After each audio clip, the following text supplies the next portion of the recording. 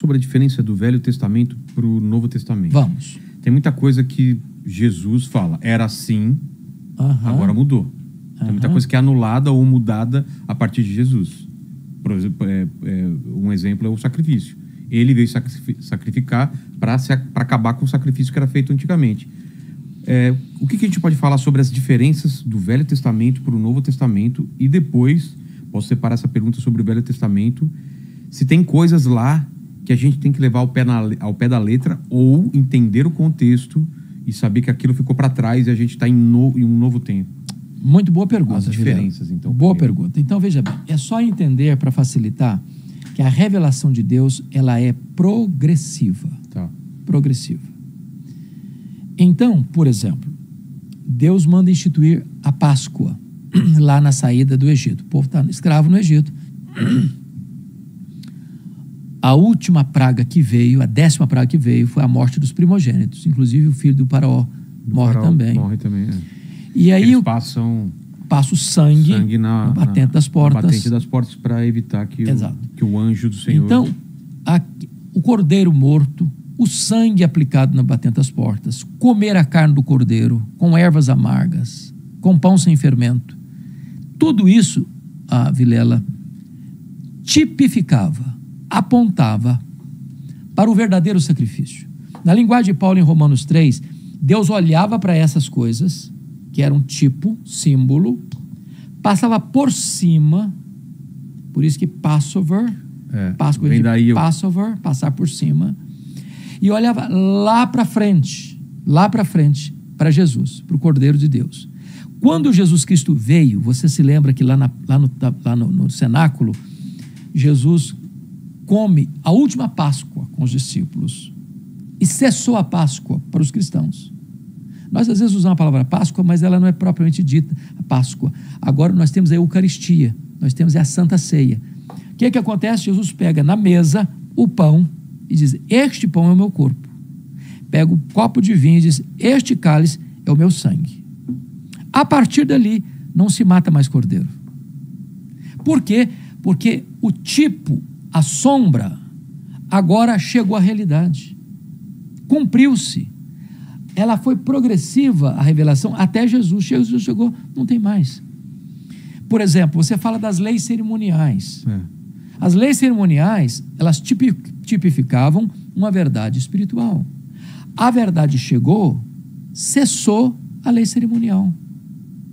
Ela cumpriu em Cristo. Ela não faz mais sentido existir. Quando chega a realidade, a sombra não precisa mais. Chegou a realidade. Então não é que o Velho Testamento está em contradição com o Novo. Não. O Velho Testamento vai se cumprir no Novo. É por isso a frase de Agostinho. Deixa eu clarear um pouco melhor a frase dele. O Novo Testamento está latente no Velho e o Velho está patente no Novo. A palavra latente, tem muita gente que acha que latente é uma coisa que está viva, pulsando, clara. Não, latente é o contrário. Latente é o que está presente, mas oculto. Tá. Isso é latente. Antônimo de latente é patente.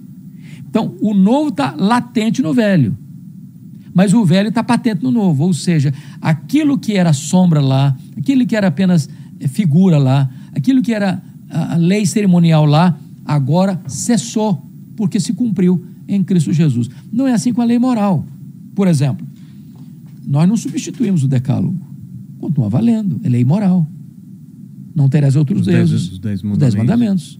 Continua vigindo, continua atual, continua como padrão de Deus para todos os povos, em todos os tempos, em todos os lugares.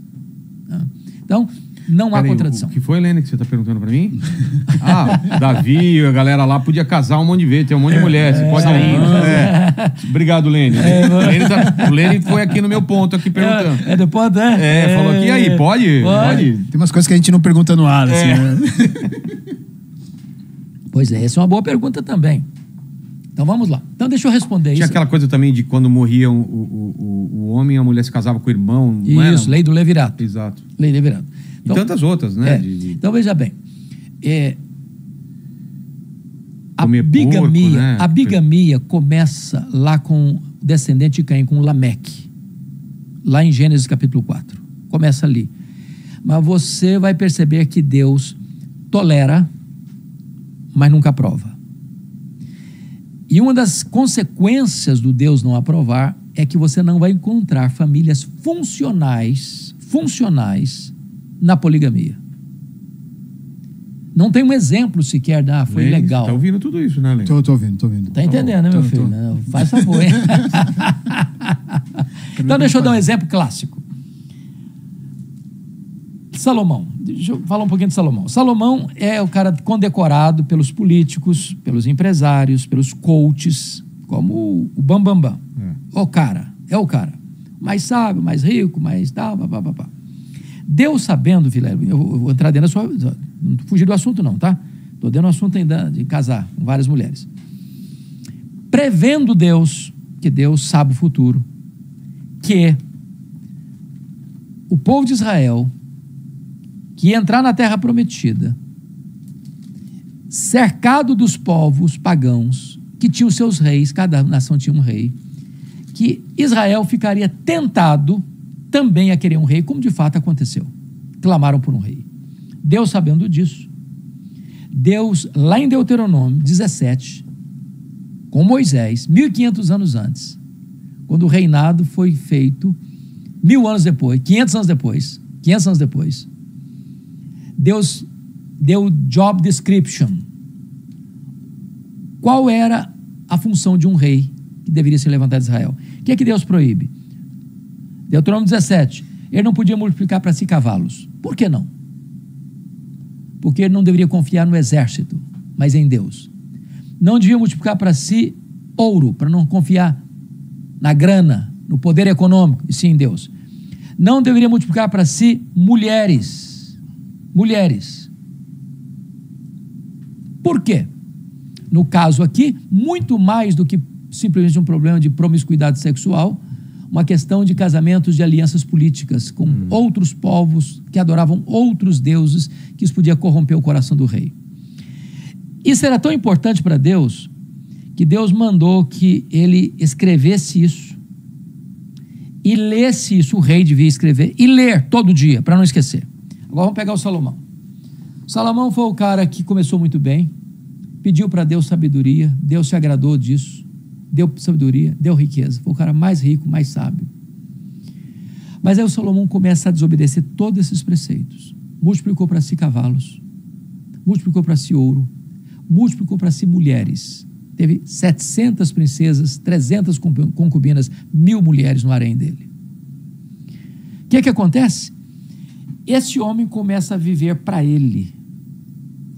Quando você lê Eclesiastes 2, tudo que ele construiu, casas, palácios, açudes, jardins, tal, para ele. O luxo da corte dele foi tal que ele começa a adotar escravidão. Feitores de escravos, para manter o luxo da corte.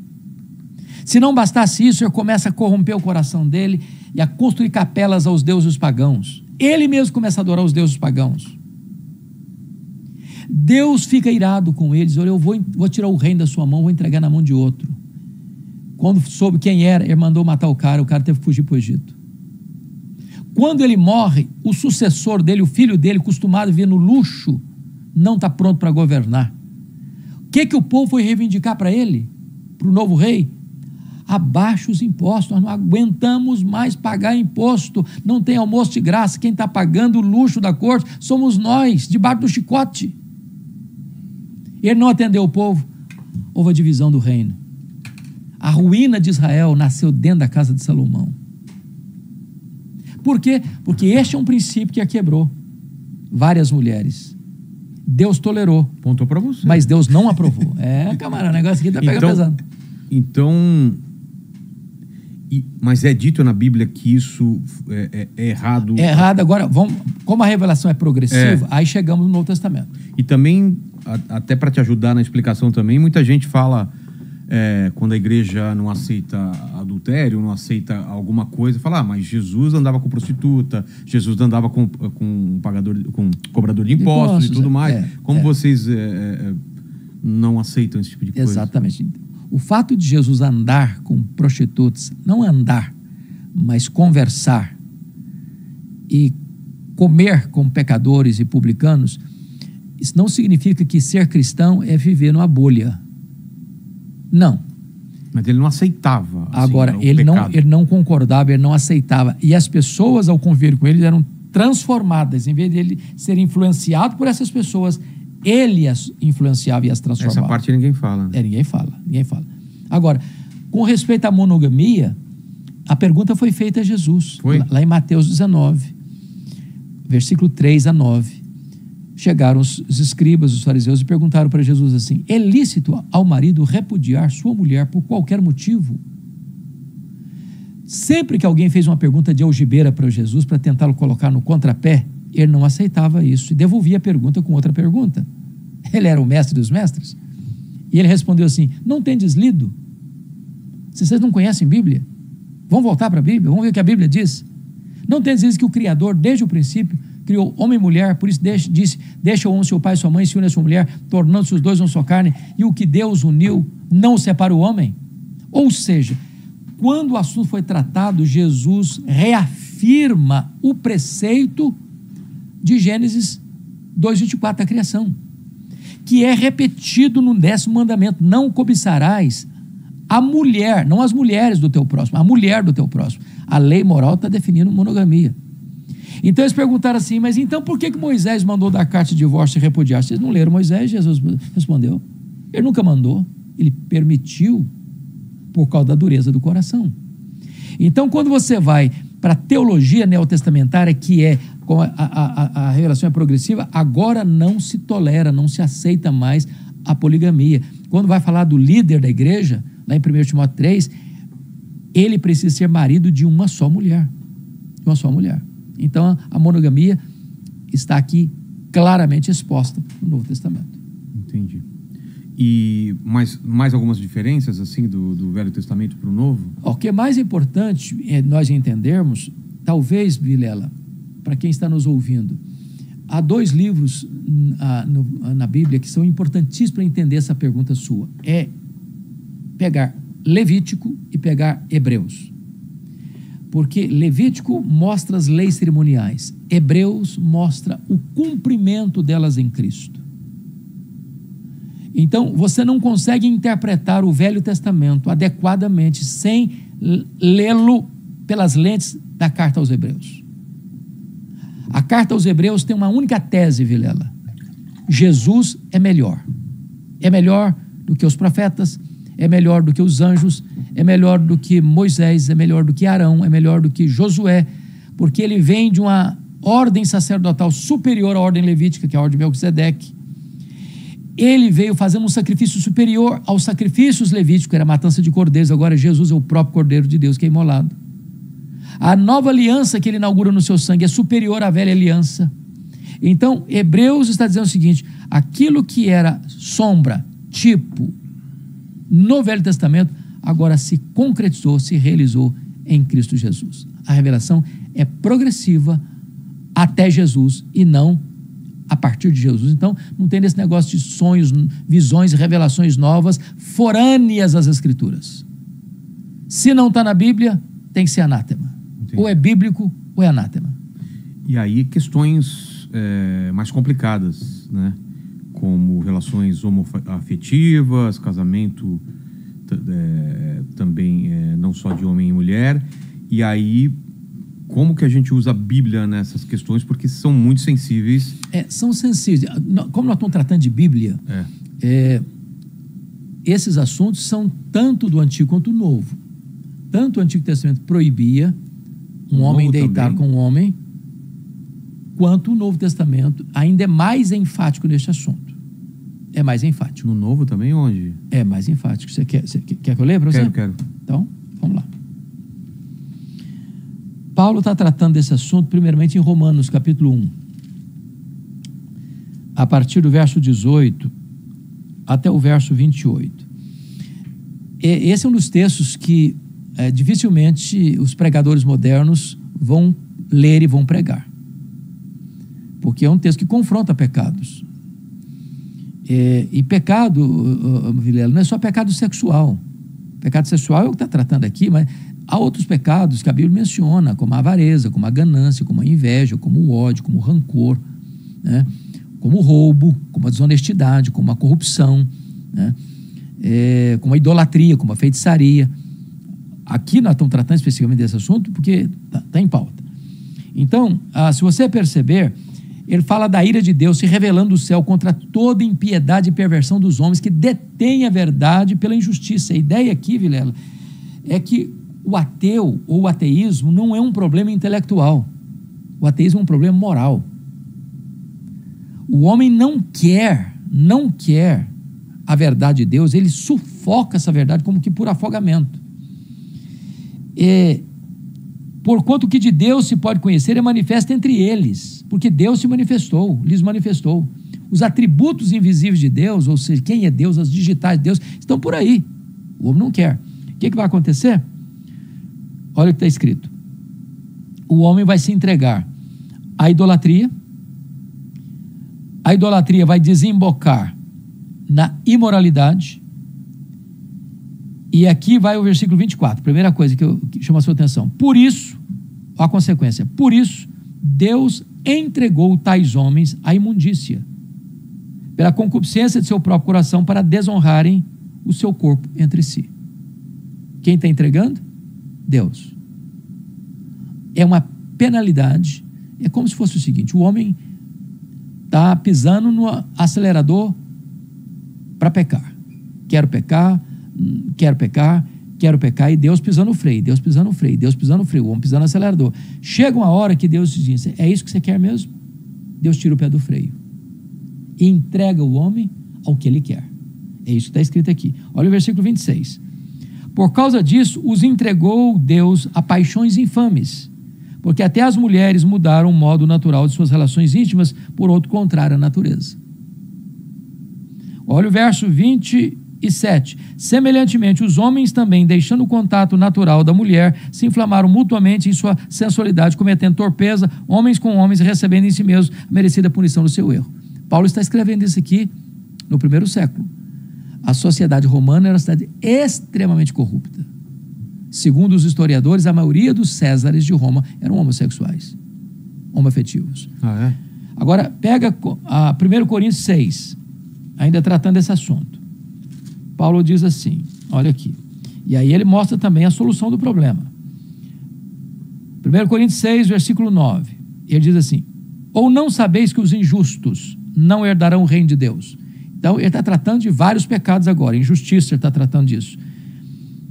Não vos enganeis, nem impuros, nem idólatras, nem adúlteros, nem efeminados, nem sodomitas. A ideia de efeminado e sodomita é o passivo e o ativo. Nem ladrões, nem avarentos, nem bêbados, nem maldizentes, nem roubadores herdarão o reino de Deus. Então, o que ele está dizendo? Que nós não podemos, a sociedade brasileira tem mania de achar que pecado é só pecado sexual. Mas não é. Um mentiroso, um ladrão, um corrupto, um idólatra, um feiticeiro, um incrédulo, está na mesma condição, um injusto na mesma condição. Agora, tem esperança? Tem saída? Porque o que a gente escuta hoje não tem saída, não existe mudança. Olha o que Paulo escreve, versículo 11. Tais fostes alguns de vós. Mas vós vos lavastes, mas fostes santificados, mas fostes justificados em o nome do Senhor Jesus Cristo e no Espírito do nosso Deus. Então, dentro da teologia paulina, existe saída para todo tipo de pecado. A conversão a Cristo nos dá a possibilidade de uma nova vida. Não importa que tipo de pecado era outrora, Deus perdoa pecados. Deus tem prazer na misericórdia. Jesus vive. E se essa mensagem tocou o seu coração, inscreva-se no canal Ele Vive e leve a luz de Cristo a mais pessoas.